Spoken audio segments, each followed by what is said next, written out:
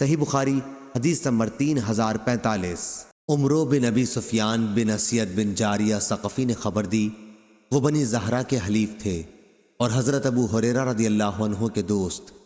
انہوں نے کہا کہ حضرت ابو ہریرہ رضی اللہ عنہ نے بیان کیا کہ رسول اللہ صلی اللہ علیہ وسلم نے 10 صحابہ کی جماعت کفار کی جاسوسی کے لیے بھیجی۔ جماعت کا امیر عاصم بن عمر بن خطاب کے نانا عاصم بن ثابت انصاری رضی اللہ عنہ کو بنایا اور جماعت روانہ ہو گئی۔ جب یہ لوگ مقام ہدا پر پہنچے تو عصفان اور مکہ کے درمیان میں ہے، تو قبیلہ حذیل کی ایک شاخ بنو لحیان کو کسی نے خبر دے دی اور اس قبیلے کے 200 تیر اندازوں کی ایک جماعت ان کی تلاش میں نکلی۔ یہ سب صحابہ کے نشانات قدم سے اندازہ لگاتے ہوئے چلتے چلتے آخر ایک ایسی جگہ پر پہنچ گئے جہاں صحابہ نے بیٹھ کر کھجوریں کھائی تھیں، جو وہ مدینہ منورہ سے اپنے ساتھ لے کر چلے تھے۔ پیچھا کرنے والوں نے کہا کہ یہ گٹھلیاں تو یثرب مدینہ کی کھجوروں کی ہیں، اور پھر قدم کے نشانوں سے اندازہ کرتے ہوئے آگے بڑھنے لگے۔ آخر عاصم رضی اللہ عنہ نے اور ان کے ساتھیوں نے جب انہیں دیکھا تو ان سب نے ایک پہاڑ کی چوٹی پر پناہ لی۔ مشرکین نے ان سے کہا کہ ہتھیار ڈال کر نیچے اتر آؤ، تم سے ہمارا عہد و پیمان ہے، ہم کسی شخص کو بھی قتل نہیں کریں گے۔ عاصم بن ثابت رضی اللہ عنہ مہم کے امیر نے کہا کہ میں تو آج کسی صورت میں بھی ایک کافر کی پناہ میں نہیں اتروں گا، اے اللہ ہماری حالت سے اپنے نبی کو مطلع کر دے۔ اس پر ان کافروں نے تیر برسانے شروع کر دیے اور عاصم اور 7 دوسرے صحابہ کو شہید کر ڈالا، اور باقی 3 صحابی ان کے عہد و پیمان پر اتر آئے۔ یہ خبیب انصاری رضی اللہ عنہ، ابن دثنہ رضی اللہ عنہ اور ایک تیسرے صحابی عبداللہ بن طارق بلوی رضی اللہ عنہ تھے۔ جب یہ صحابی ان کے قابو میں آ گئے تو انہوں نے اپنی کمانوں کے تانت اتار کر ان کو ان سے باندھ لیا۔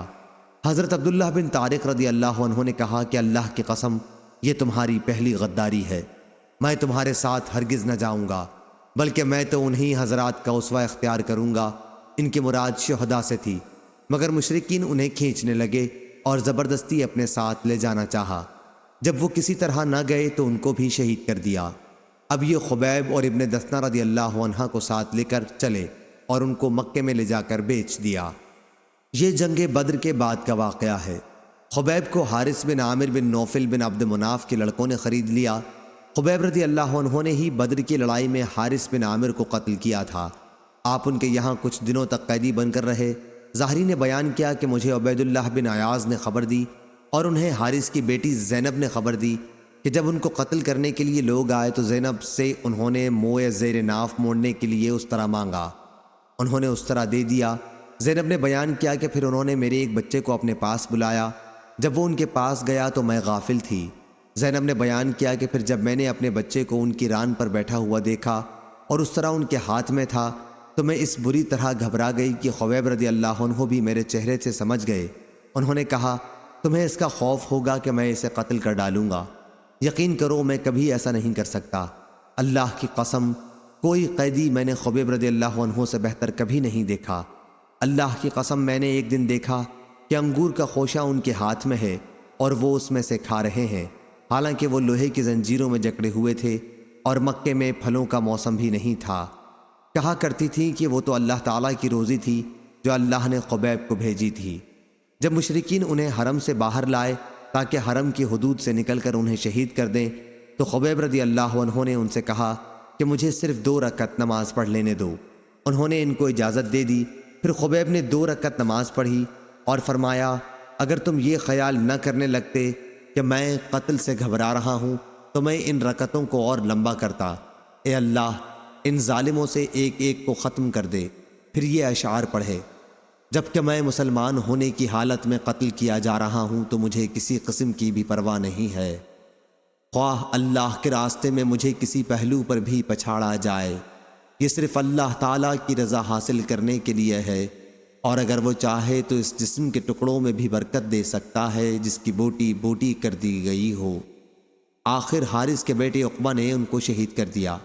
حضرت خبیب سے ہی ہر اس مسلمان کے لیے جسے قید کر کے قتل کیا جائے، قتل سے پہلے 2 رکعتیں مشروع ہوئی ہیں۔ ادھر حادثے کی شروع ہی میں حضرت عاصم بن ثابت رضی اللہ عنہ مہم کے امیر کی دعا اللہ تعالیٰ نے قبول کر لی تھی کہ اے اللہ ہماری حالت کی خبر اپنے نبی کو دے دے۔ اور نبی کریم صلی اللہ علیہ وسلم نے اپنے صحابہ کو وہ سب حالات بتا دیے تھے جن سے یہ مہم دوچار ہوئی تھی۔ کفار قریش کے کچھ لوگوں کو جب معلوم ہوا کہ حضرت عاصم رضی اللہ عنہ شہید کر دیے گئے ہیں تو انہوں نے ان کی لاش کے لیے اپنے آدمی بھیجے تاکہ ان کے جسم کا کوئی ایسا حصہ کاٹ لائیں جس سے ان کی شناخت ہو سکتی ہو۔